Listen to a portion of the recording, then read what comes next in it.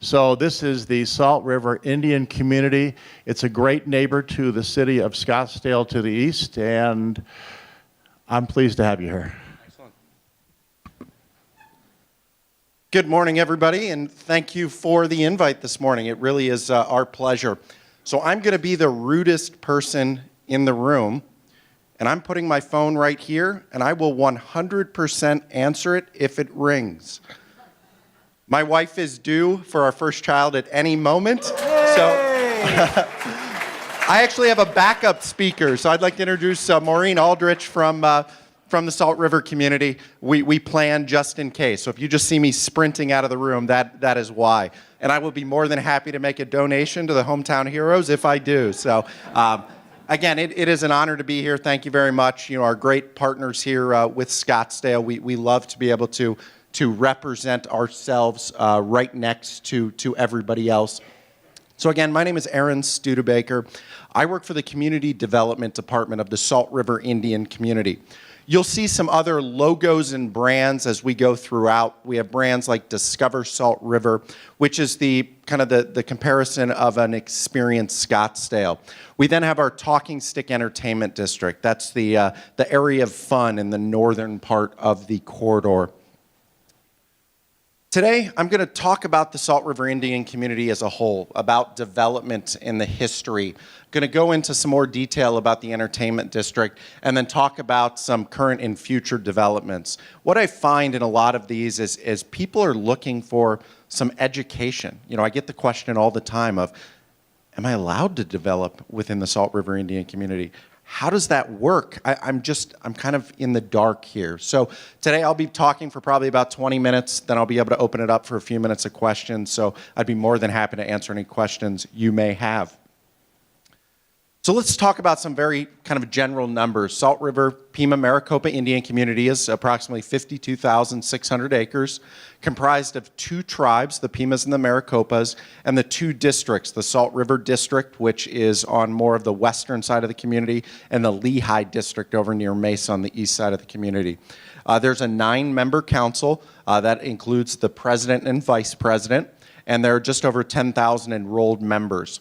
Within the Salt River community, we have approximately 50 business leases, and throughout those, we have over 11 successful enterprises that are actually owned by the community.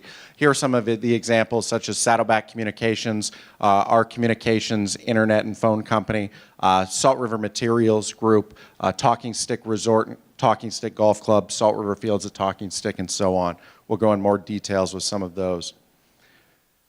Here's the location. I think you have to have been living under a rock to not know where we're located, but this gives kind of the magnitude of the 52,000 acres that we have within the community. What we're going to be focusing on today is the western corridor. That is really where the development is. You go much east of the 101, it gets into the kind of the rural community, a lot of the farming, the residential, and those are not focal points for development for the Salt River community. So going to one of the questions we get asked all the time is how does development work? There are 3 ways to develop within the community. One is working with an existing master lease. Master lease is a key word. Land is not sold within the community. Everything is leased on a long-term basis. So a master lease must take place in order for any development to happen. You could go to an existing master lease. An example of that are our friends, the Dorito partners, that have the pavilions at Talking Stick Way in the 101. You could kind of get a sublease, a ground lease within their development. That means they've done all the really hard work on the back end to be able to get that master lease. You then could go to an allotted land development. What that means is you're working with a piece of land that is actually owned by individual Native American families. That ranges all throughout the corridor on how many individual decision makers are within that development. I've seen 10-acre parcels that have 1 person. I've seen 10-acre parcels with 550 people. So as you do developments, there has to be a majority of those landowners to essentially agree with each other to make development happen. So I don't know about you, my wife and I can't even make decisions together. Try to get 550 people. Sometimes that takes a little longer. So we know we hear oh, it takes so much time to do development within the Salt River Indian community. Sometimes it is by no means the process. It is just kind of bringing everybody within those landowner groups together. We have a great team of people that that is their focus point, is the landowner relations. Then the final is a tribal land development. That is working with pieces of land that are 100% owned by the tribal government. That process is a little bit quicker, but I will tell you only about 10% of the land within the commercial corridor is actually controlled by the tribal government. So everybody would love to go with tribally controlled land. There's just very limited of that available. So before we get into kind of what's coming and what's right now, I'm going to do a very quick overview of a timeline, because I think it's important for us to see what's going to happen within our corridor, what's going to be the impact to Scottsdale, specifically South Scottsdale for this conversation, is to see what we've done. With the lease structure, you don't really hear about the developments that take place within the Salt River community until the lease is complete. So, you know, unlike our partners at Scottsdale, if there's ever any public money involved, there's a lot more public forums. Things get out a lot earlier in other municipalities. For us, we really don't talk about anything until it is 100% real. Again, a lot of it because there are individual families that control that land, and until a deal is 100% done, it is never 100% done. A good example is Great Wolf Lodge. That is an exciting property we have coming. We broke ground on a Friday in January. The first announcement of that project was on a Tuesday. We had a lot of people that reached out to us and said, oh my gosh, we just heard about this. This must have been a really quick project. We said, yeah, it was so quick. It was just 3 years. And they said, what? So we kept it kind of quiet for 3 years before that project became real. So looking back in 1986, there weren't roads. There was a lot of dirt. At that time, the Scottsdale Pavilions created the 1.1 million square feet of retail, and that really was kind of one of the first flags in the ground. Progressing on, Talking Stick Golf Club came in 1998, followed by Casino Arizona in Indian Bend. Especially this Casino Arizona property, that name has morphed many times, so you'll see different logos and names. I won't get into those details, but it is the casino property that we know right at Dobson and Talking Stick Way. We started paving different roads like Dobson and Via de Ventura. Then a very important piece came. In 2001, the freeway. There was the expansion of Casino Arizona. There were also some business leases that came into place. The Pima Center, which is located north of Via de Ventura, just west of the 101, and Alter Group announced a very large mixed-use development in between Via de Ventura to the north and Talking Stick Way to the south, where you see the Riverwalk logo. We also had other developments like Calendar Stick, and then in September of 2006, Talking Stick Resort broke ground to transition from these sprung structures to the property is today. And then, it was already referenced, 2007, 2008 came.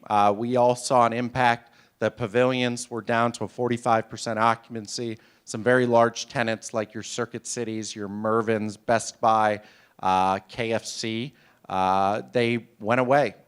The community actually looked at this as an opportunity. I think we all know that construction costs are very high right now. Well, in 2007, construction costs were not very high. So that is when Salt River Fields partnered with our friends at the Arizona Diamondbacks and the Colorado Rockies to break ground on Salt River Fields in 2009. As part of that, there were expansion and improvements of Pima Road. In April of 2010, Talking Stick Resort opened to the property is today. And then we continued with the opening of Salt River Fields and the creation of the brand Talking Stick. The Scottsdale Pavilions changed their name to the Pavilions at Talking Stick, and we really integrated that throughout. We also opened a few other hospitality properties with the Courtyard Scottsdale Salt River at Chaparral and Pima, as well as the Hampton Inn just west of Talking Stick Resort. So we now have much more entertainment. We have many more hotel rooms, and the entertainment district is really starting to boom. Entertainment then continued to follow. We had the first piece of the Odyssey development up at the northeast corner of Via de Ventura on the 101 with the Butterfly Wonderland opening. Octane Raceway, the indoor electric kart track, opened in the pavilions. Topgolf opened. We had multiple schools opening, and the freeway started expanding during this time. Now let's talk about what's been more recent and what is coming. We had the Scottsdale Auto Show at Salt River. You know, as part of obviously the McDowell growth, there was the transition of some of those dealers over to the dealership within the 101. We broke ground on great properties like Great Wolf Lodge, as well as Medieval Times, a Renaissance dinner theater experience near Via de Ventura. We have some additional hotel rooms under construction, the Staybridge Suites, which is just north of the pavilions, between the pavilions and Salt River Fields, as well as the Residence Inn, which is right next to the Courtyard Scottsdale Salt River. An assisted living facility broke ground, and we'll talk about some of these a little bit more in other slides. And then we started looking at other concepts. I will say keywords are concepts here. We looked at things like pedestrian bridges. We looked at other ways to get people around the community. Those are all in exploratory stages. You cannot quote me of saying that they are real and coming because, again, we are just looking at them. But those are part of the kind of the connectivity that the community is exploring.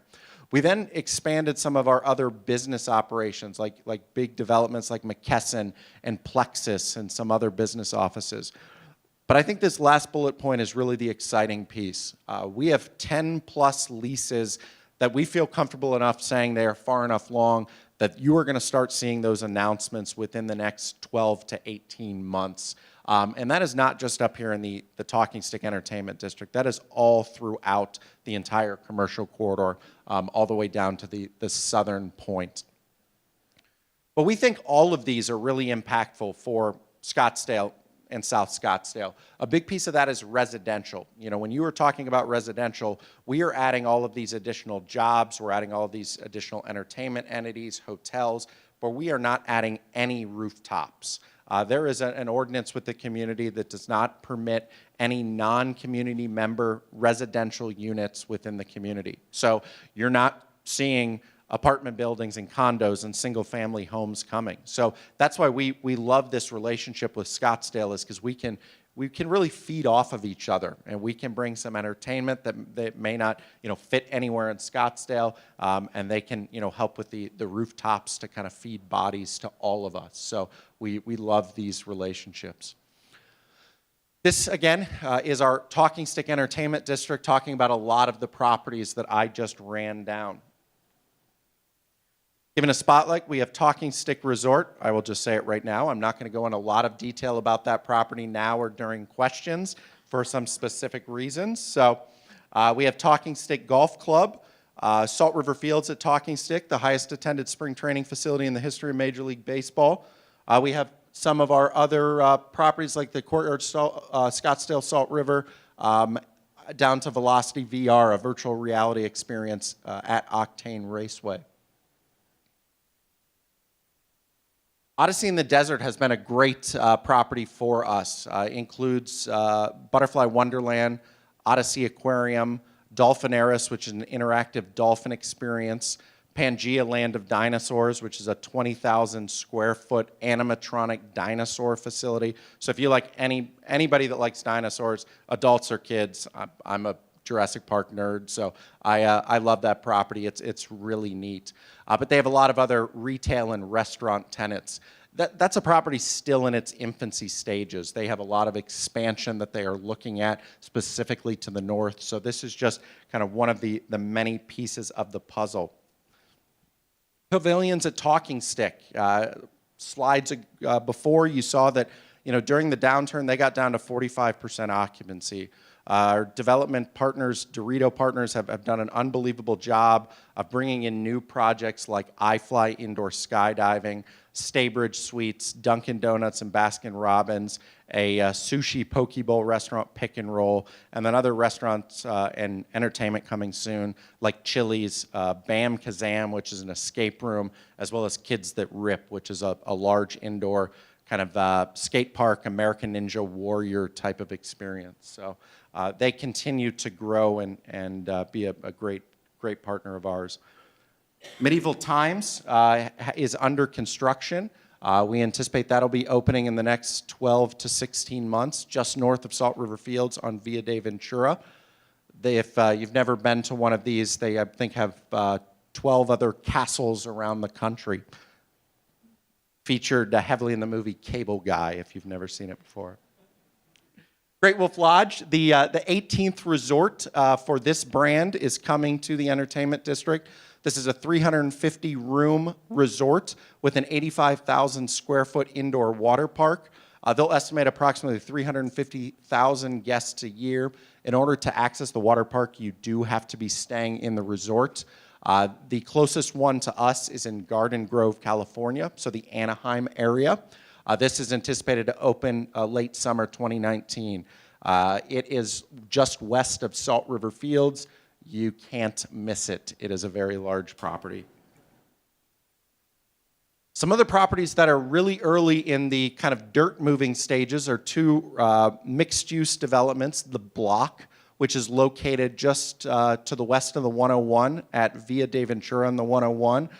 My favorite part of this, as being a Columbus, Ohio born and raised, is the second castle on the block. We've got the first White Castle in Arizona coming to this development. They also have some other restaurants like Texas Roadhouse, a Starbucks, but there is also going to be office buildings here. So again, a great need for residential with our partners to the west and the north. So we are bringing office as well as a couple of hotels. The Edge at Talking Stick, this is another one of our developers. This is really right at the northern edge of the community, right at 101 and the 90th Street exit. This is a mixed-use development. A lot of it has not been revealed, but the Edge will be another great addition to the entertainment district.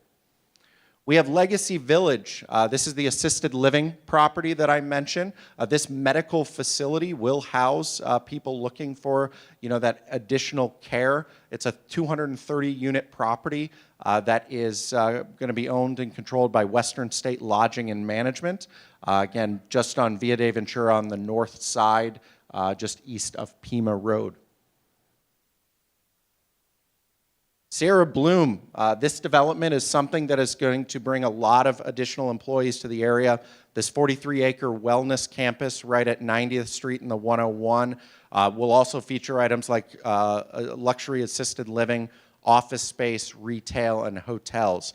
You should see dirt moving there in the very near future.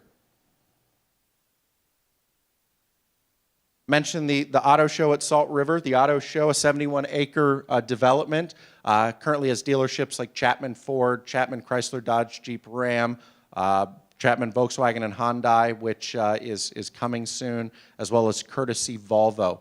We do anticipate that entire development will be leased out within the next 12 months. It has been a great addition on kind of the middle portion of our business corridor. Now getting into more of the southern portion. This is what's referred to as Section 12. The kind of most recognizable piece is our great sports team, the Phoenix Rising, the very successful minor league soccer organization that has put up their temporary facility. They are aggressively working towards a Major League Soccer expansion franchise. So I think we are all crossing our fingers to see how that pans out. But this developer has also been very creative in some temporary uses. They had the Cavalia traveling, I say it's horses and Cirque du Soleil meet. If you didn't get the opportunity to see it, it was very entertaining. They put a 2,000-seat temporary venue there. So a lot of kind of some of our open land, they are able to use it for temporary uses before that permanent development comes. So that was the speed round of what we have going on within the Salt River Indian community. There is a lot more within some of our other developments. To recap, the residential surrounding us with Scottsdale and other municipalities are very key to help kind of encourage development coming to us. It helps with some of the, the corporate offices coming from out of town. I did mention some brands that are relocations from places like Scottsdale, but we have a lot of people looking to come in, and bring new businesses from other states and other parts of the state. So we're very excited to be able to offer that freeway frontage. But the only reason that we're able to be successful is our, the South Scottsdale and Scottsdale proximity because of the number of rooftops there. So before I step off stage, anybody have any general questions that I can help with? Thank you very much.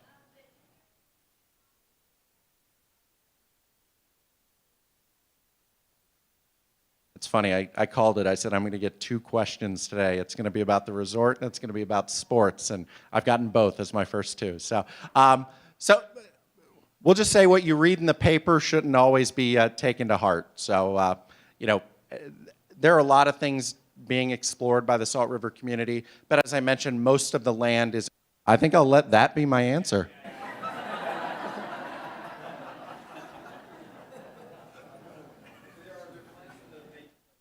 Yeah, so the question was the plan for the farmland. So that's a great question. As you've seen in the last 5 or 6 years, a lot of the ag leases that were to the west of the 101, right on Pima Road, were transitioned over to the east side of the 101. There will still be considerable ag leases throughout the community.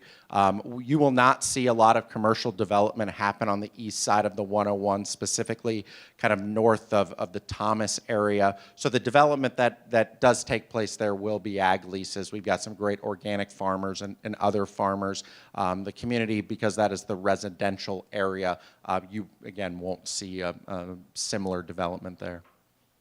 So the question was around Odyssey. How much is owned? Will there be additional farmland? So between the Odyssey development and kind of up to the Sierra Bloom development that I mentioned right on 90th Street, there's approximately about 400 plus acres. As you do with any development, there's a lot of infrastructure that takes place. There's no infrastructure up there. So there's a lot being explored. That's a lot of what the teams within the community does is look at the infrastructure elements to plan for things. We don't have anything planned right now, but that area is kind of a mix of both that tribally controlled land as well as allotted land. So nothing planned today. So in terms of the length of the lease, so that's a great question. What's the average length of a lease? So unfortunately, I can't get into the details, but I will talk about what a lease consists of. So a lease can be a maximum of a 65-year lease with a single 34-year option. In order for kind of the funding mechanisms, a lot of times leases are desired to be as long as possible. So I hope that at least helps answer the question. We don't have short-term leases for a lot of our hospitality in particular. They're kind of more close to that maximum. We have one question over here.